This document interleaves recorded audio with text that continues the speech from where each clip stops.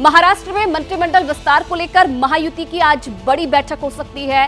BJP, Shiv Sena Shinde और NCP Ajit विभागों को लेकर मंथन कर सकते हैं, जिसके बाद 11 या 12 दिसंबर को कैबिनेट का विस्तार हो सकता है। तो मंत्रिमंडल विस्तार को लेकर यह बड़ी खबर है। आज महायुति की मंत्रिमंडल को लेकर बड़ी बैठक होनी है। बीजेपी, एनसीपी, शिवसेना की यह बैठक हो सकती है, जिसमें मंत्रिमंडल को लेकर बात हो सकती है और उसके बाद माना यह जा रहा है कि 11 या 12 दिसंबर को कैबिनेट का विस्तार हो सकता है। मी देवेंद्र सरिता गंगाधरराव फडणवीस ईश्वर साथ से शपथ घेतो की मुख्यमंत्री की शपथ लेने के बाद देवेंद्र फडणवीस ने एबीपी न्यूज को इंटरव्यू दिया। पॉलिटिकल एडिटर मेघा प्रसाद से हुई बातचीत में फडणवीस ने मंत्रालय के सवाल पर पत्ते नहीं खोले। पोलियो को लेकर इतनी खींचातानी हो रही थी, क्या हुआ है फाइनली? चर्चा हमारी चल रही थी, लेकिन ऐसे कोई गंभीर चर्चा या उस पर खींचातानी ऐसे नहीं है। 3 पार्टियां हैं तो तीनों को उचित इज्जत दी गई है। क्या होम आप रख रहे हैं? देखिए, अभी इसका अंतिम फैसला जब होगा तो मैं आपको बताऊंगा।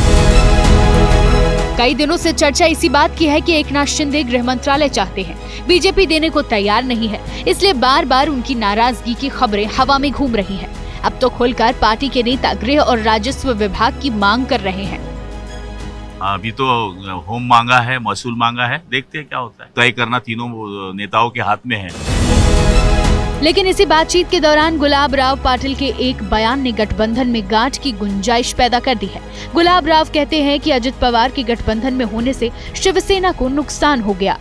आधे पार्ट में अजित दादा नहीं आते थे तो कम से कम 100 सीटें तो हम लड़ते थे, या ये सब 100 से ज्यादा भी लड़ते थे, और 80-90 सीटें हमारी आती थी। इसलिए निश्चित तौर पर अजित दादा की पार्टी आने की वजह से हमारे हिस्से में उनका ही हिस्सा अलग से हो गया। गुलाब राव पाटिल का ये बयान अजित पवार की पार्टी के नेताओं को चुभ गया है। जवाब दिया है विधायक अमोल मिटकिरी ने।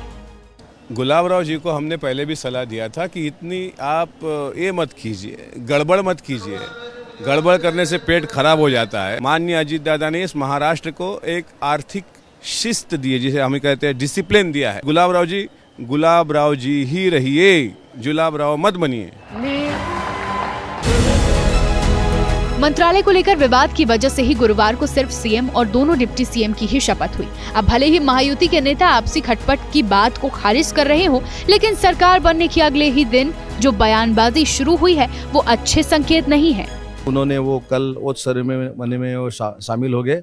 उनके नेतृत्व में अच्छी तरह से मंत्री पदों का भी बंटवारा होगा। गृह और फिनांस हमें देना चाहिए। हमने उप मुख्यमंत्री की शपथ ली है और अजित पवार नहीं होते तो हमें और सीट्स मिलती, हम और जगह ये यहाँ बात करना उचित नहीं, लेकिन एकनाथ शिंदे साहब के नेतृत्व में हमारा पूरा विश्वास है। वो विश्वास के साथ सबको साथ में लेके आगे जाएंगे।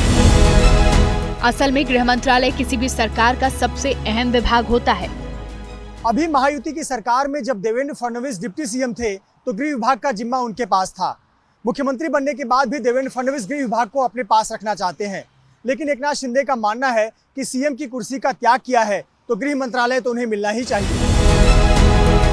वैसे जब तक मंत्रालय का बंटवारा नहीं होता तब तक खटपट की खबर बनती रहेगी, चलती रहेगी। वैसे सूत्र बताते हैं कि मंत्रियों की संख्या और मंत्रालय पर सहमति बनते ही मंत्रिमंडल विस्तार की तारीख आ जाएगी।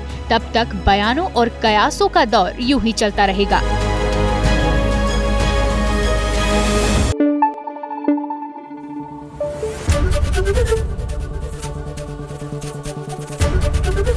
एबीपी न्यूज आपको रखे आगे।